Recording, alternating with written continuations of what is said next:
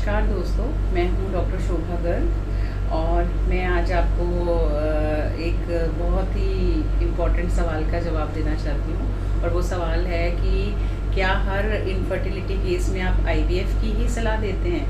कई बार ये question patient के मन में आता है कि यहाँ जाएंगे तो शायद ये हमारा आईवीएफ ही करेंगे। तो ऐसा नहीं है। हम आईवीएफ सिर्फ उन्हीं केसेस को एडवाइस करते हैं जहाँ पे आईवीएफ की ज़रूरत है। सारे केसेस को, सारे इनफर्टिलिटी केसेस को आईवीएफ की ज़रूरत नहीं होती। हम सबसे पहले जांच करते हैं, सबसे पहले ये पता लगाते हैं कि इस पर्टिकुलर पेशेंट में प्रेगनेंसी क्यों नहीं हो रही। और जिस तरह का जो हमें कारण मिलता है, जैसे अगर हमें कारण मिलता है कि इनके पीसीओडी की प्रॉब्लम है और इनके अंडा नहीं बनता, तो हम अंडा बनने की दवाइयाँ देते हैं।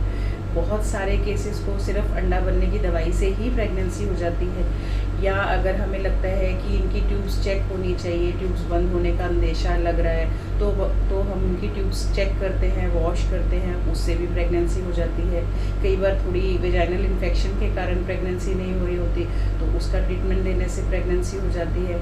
कई बार हम मेल को स्पर्म काउंट वगैरह बढ़ाने की दवाई देते हैं, उससे प्रेगनेंसी हो जाती है।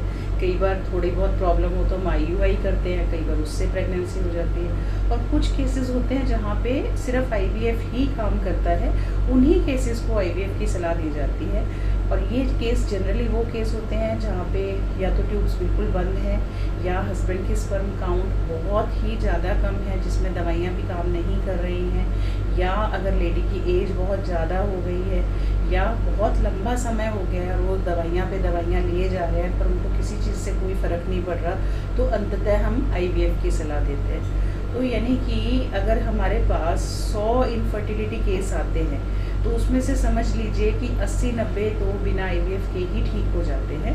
कुछ 10-20% के केसेस को हम आईवीएफ की सलाह देते हैं।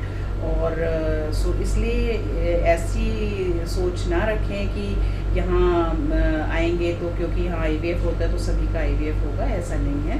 हम हर एक केस में जो केस की रिक्वायरमेंट होती है उसके हिसाब से ही ट्रीटमेंट देते हैं। तो आशा करती हूँ कि ये जानकारी आपको उपयोगी लगी होगी। अगर उपयोगी लगी है तो आप कृपया उन लोगों तक ये जानकारी ज़रूर शेयर कीजिए जिन लोगों को इस जानकारी की ज़रूरत है।